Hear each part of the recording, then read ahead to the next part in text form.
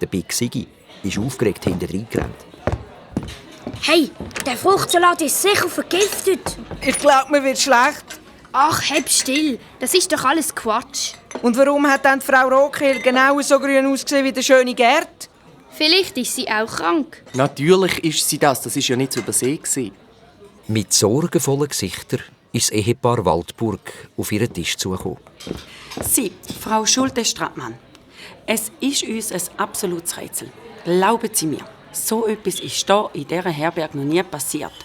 Komm, Schatz, sag jetzt auch etwas. Wir verwenden nur die besten Zutaten für unser Essen. Das ist so. Alles ganz frisch. Ja, das ist uns wichtig. Darauf legen wir besonderen Wert. Genau. Ich fahre jeden Morgen höchstpersönlich zum Merit und kaufe dort alles ein.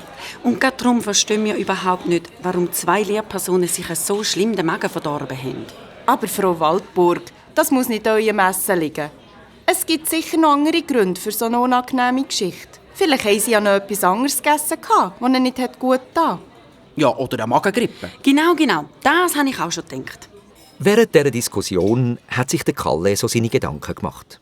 Er hat schon der Frau Schulte-Strattmann von seiner Vergiftungstheorie berichten. Als Biolehrerin kennt sie sich schliesslich aus mit Gift und solchen Sachen.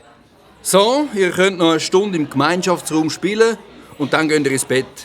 Kalle, du bleibst noch da. Du, Sigu, die Waldburg haben schon Angst, dass ihre Kochkünste schuld sind an dieser Misere. Ich habe da ganz einen anderen Verdacht, Kalle. Ich verdächtige dich. Aber ich habe Frau Rotkehl nicht vergiftet. Ich habe ja auch nicht behauptet, dass du sie vergiftet hast.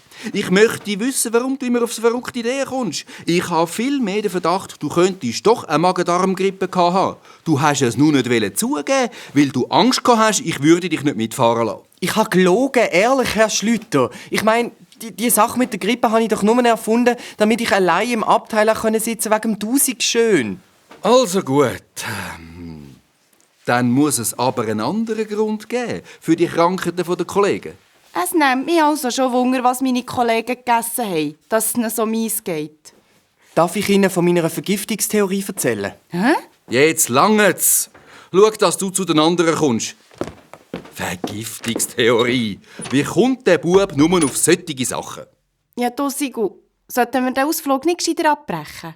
Nein, noch nicht. Ich habe gerade mit dem Direktor telefoniert. Er hat mir versprochen, heute Abend noch zu kommen. Wahrscheinlich will er selber prüfen, was da los ist.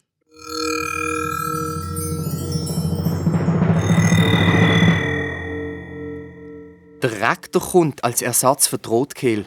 Auch das noch. Und wie war es sonst?